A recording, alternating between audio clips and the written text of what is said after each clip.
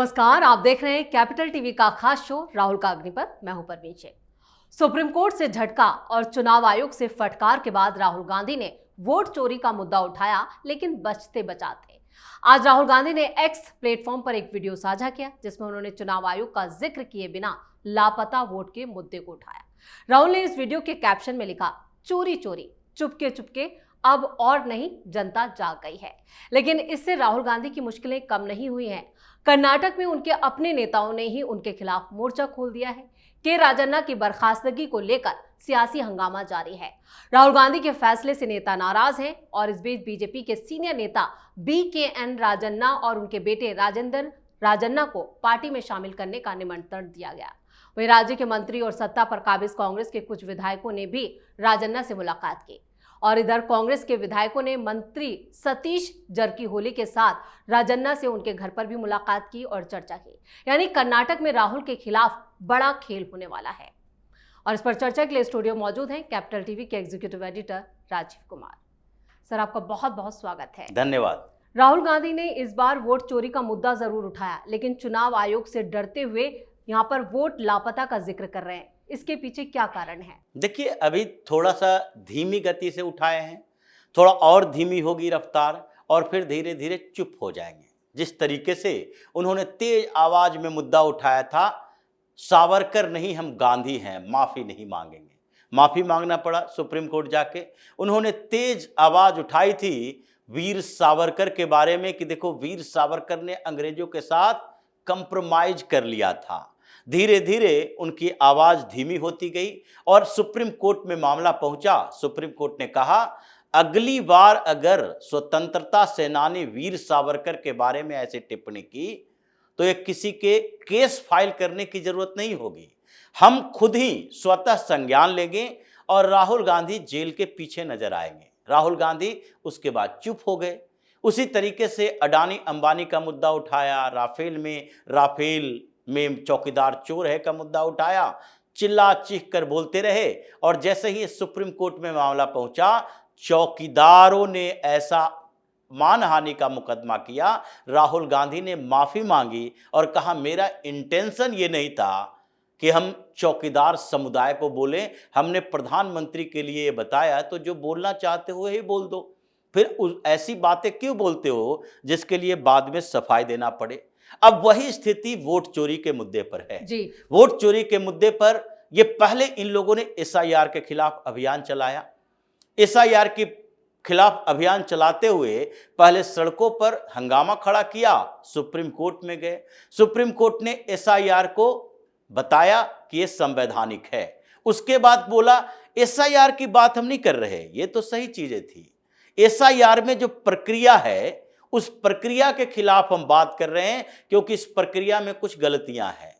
Supreme court ने कहा ये SIR की प्रक्रिया भी सही है।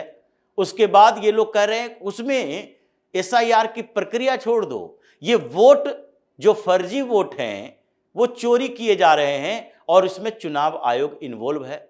तो 2 चुनाव आयुक्त और एक मुख्य चुनाव आयुक्त, ये तीनों को वोट चोर इन्होंने कहना शुरू कर दिया है। अब चुनाव आयोग ने पहले चैलेंज किया है, उसके बाद इनसे एफिडेविट की मांग की तो थोड़ी सी नरमी आई।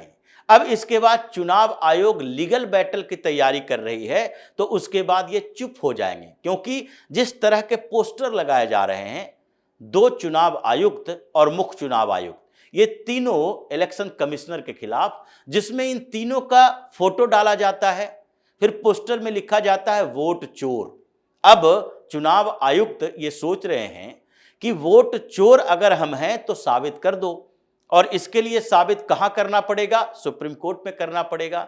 तो अभी लीगल प्रोसीजर चल रहा है, एडवाइस लिए जा रहे हैं और चुनाव आयोग ने पहले ये सबूत इकट्ठे कर लिए हैं कि राहुल गांधी से हम आकर कंप्लेन करने के लिए कहते हैं तो वो कंप्लेन नहीं करते, वो शपथ पत्र पर दस्तखत नहीं करते, वो ऑफिशियली हमारे से मिलते नहीं और उसके बाद हमें वोट चोर कह रहे हैं, तो अगली कार्रवाई सुप्रीम कोर्ट से होगी। उसके बाद स्थिति ये होगी कि ये छुप छिपाकर जो बोल रहे हैं वो भी आवाज बंद हो जाएगी, सावरकर की तरह, राफेल की तरह, और अडानी अंबानी पर जो हंगामा कर रहे थे उस तरह से इन लोगों की आवाज बंद करने के लिए थोड़ा वक्त लगता है। और लगता है कि थोड़े समय में वो समय आ जाएगा जब चुनाव आयोग लीगल नोटिस भेजेगा और उसके बाद राहुल गांधी के मुंह पर ताला लग जाएगा कि नहीं, ये चुनाव में वोट चोरी नहीं हो रही थी बल्कि चुनाव आयोग निष्पक्षता की बात कर रही थी। ये समय आने वाला है। बिल्कुल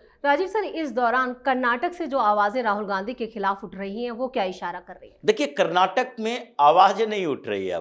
अब आवाज तो 4 दिन पहले उठ रही थी, अब तो एक्शन हो रहा है, जो कार्रवाई कहते हैं, काम करने को लेकर। क्योंकि कर्नाटक में आवाज उठाने की शुरुआत तो कर दी के राजन्ना ने जी, और उन्होंने आवाज अचानक से नहीं उठाई, ये लंबी प्रक्रिया है, पिछले 6 महीने से चल रहा था। जब जी परमेश्वर के नेतृत्व में एक मीटिंग की बात की गई थी जिसमें कर्नाटक विधानसभा के सारे एससी और एसटी लीडर ये आपस में मीटिंग करने की कोशिश कर रहे थे कि हम लोग मिलते हैं और एससी एसटी की बात जो राहुल गांधी कर रहे हैं, दलित पिछड़ों की बात, हम सीधे हाई कमान से बात करेंगे कि एससी एसटी विधायकों को क्या क्या मिलना चाहिए और हमारी कम्युनिटी के विकास के लिए कौन कौन सी योजनाएं लाई जानी चाहिए।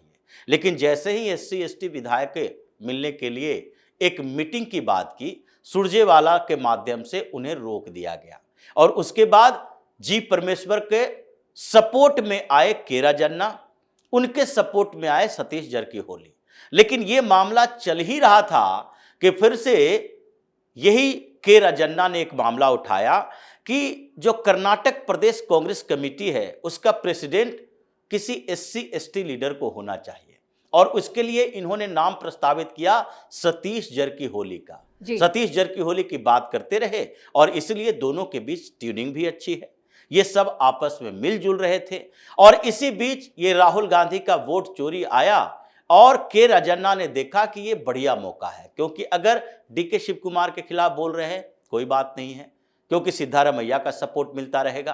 अगर सिद्धारमैया के खिलाफ कोई बोल रहा है कोई बात नहीं है, डीके शिव कुमार का सपोर्ट मिलेगा। लेकिन हम उसके खिलाफ बोलते हैं जिसमें ये दोनों का सपोर्ट नहीं मिले, और वो है राहुल गांधी। अगर राहुल गांधी के खिलाफ कोई बात बोलते हैं तो ये सारे नेता हाथ खड़ा कर देंगे, जो बार बार चल रही है बातें कि सिद्धारमैया के करीबी व्यक्ति थे ये के राजन्ना, और करीबी व्यक्ति थे इसीलिए उनको करीबी व्यक्ति को हटाना पड़ा क्योंकि राहुल गांधी के बारे में बोल दिया। तो ये राहुल गांधी के लिए बोलना, उनके खिलाफ बात करना, ये सोची समझी पूरी रणनीति है। ये रणनीति इसलिए नहीं बनाई गई कि सिद्धारमैया या फिर दूसरे तरफ डीके शिव कुमार के बीच में जो चल रहा है विवाद, उसमें उस विवाद में किसी गुट में शामिल हो जाए, क्योंकि इससे पहले इन लोगों ने पृष्ठभूमि तैयार कर ली कि हम लोग मिलजुल कर ये तय करें कि ये दोनों जो लड़ रहे हैं इनकी औकात क्या है और हमारी औकात क्या है। बार बार ये चर्चा चलती रही। जी परमेश्वर बार बार कहते रहे कि एससी एसटी के किसी भी लीडर को चीफ मिनिस्टर का पद कांग्रेस कब देगी। इसलिए इन लोगों ने के राजन्ना को आगे बढ़ाया, और के राजन्ना चूंकि वो नेता हैं जो जनता दल सेकुलर में भी काम कर चुके हैं देवगौड़ा जी के साथ जी, ये भारतीय जनता पार्टी के लिए भी काम कर चुके हैं। जब भारतीय जनता पार्टी को इन्होंने चुनाव जिताया था, निर्दलीय कांग्रेस के खिलाफ चुनाव लड़ा था, 1998 की बात है, तो उनका भी संबंध भारतीय जनता पार्टी से भी सामान्यतः से ठीक है। और तीसरे स्तर पर कांग्रेस में आने से पहले जेडीएस में थे, तो जेडीएस के साथ अभी भी टच में है। तो इसलिए के राजन्ना को कहा गया अब आप आगे बढ़ो, हम लोग आपके साथ हैं। के राजन्ना को बर्खास्त किया गया। उसके बाद क्या हुआ, सिद्धारमैया और डीके शिव कुमार ये दोनों उनसे दूरी बना रही है, लेकिन सतीश जारकिहोली पहुंचे उनके पास वो मुलाकात करने के लिए, और मुलाकात किए। उनके साथ कुछ और विधायक भी थे जो एससी एसटी कम्युनिटी के थे, और ये सब जब मुलाकात हुई तो उसके बाद भारतीय जनता पार्टी की तरफ से अब ऑफर मिलना शुरू हुआ। जो ऑफर दिया गया है भारतीय जनता पार्टी के एक विधायक ने दिया है, श्री रामालू ने, और वो ठीक ठाक बड़े नेता माने जाते हैं भारतीय जनता पार्टी के। उन्होंने कहा है कि राजन्ना आप और अपने बेटे राजेंद्र राजन्ना जो कि एमएलसी हैं अभी, जी। ये दोनों हमारी पार्टी में आइए और अकेले मत आइए, बल्कि एससी एसटी कम्युनिटी के सारे, यानी कि एससी और वाल्मीकि समुदाय के नेताओं को अपने साथ लेकर आइए। मतलब साथ लेकर आते ही सरकार गिरेगी। और इसीलिए इनवाइट किया गया है कि आपको हमारी पार्टी में, आप सब लोगों को ज्यादा प्रतिष्ठा मिलेगी, इज्जत मिलेगी, हम आपके लिए सारी व्यवस्था करेंगे। अब पूरा कॉम्बिनेशन जो कर्नाटक का है, समीकरण जो चल रहा है, वो डगमग हो गया है, क्योंकि पूरे कर्नाटक विधानसभा में 224 सीटें हैं जी। अगर 135 विधायक है कांग्रेस के पास, तो उधर भी 66 और 19 विधायक हैं जेडीएस और भारतीय जनता पार्टी के पास। लेकिन ये 89 विधायकों में अगर देखा जाए तो कांग्रेस के जो विधायक हैं 135, उसमें से लिंगायत और वोक्कालिगा, ये दोनों कम्युनिटी की जो बात की जाती है, इन्हीं दोनों कम्युनिटी का वर्चस्व नहीं है, और न ही कुरुबा का वर्चस्व है जिससे सिद्धारमैया आते हैं।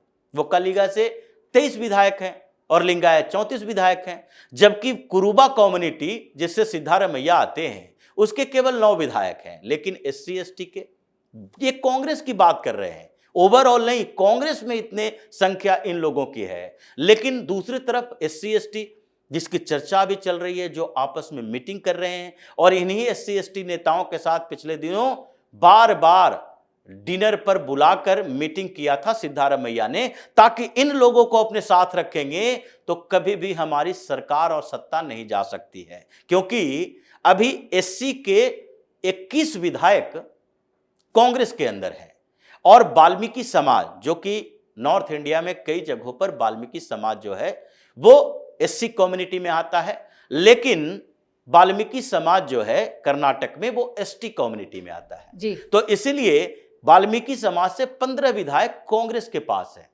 ये जितनी रिजर्व सीटें थी इस बार कांग्रेस ने जीती थी, तो दोनों मिला के अभी 36 विधायक ऐसे हैं जो एससी एसटी कम्युनिटी के हैं। उनके लीडर कौन?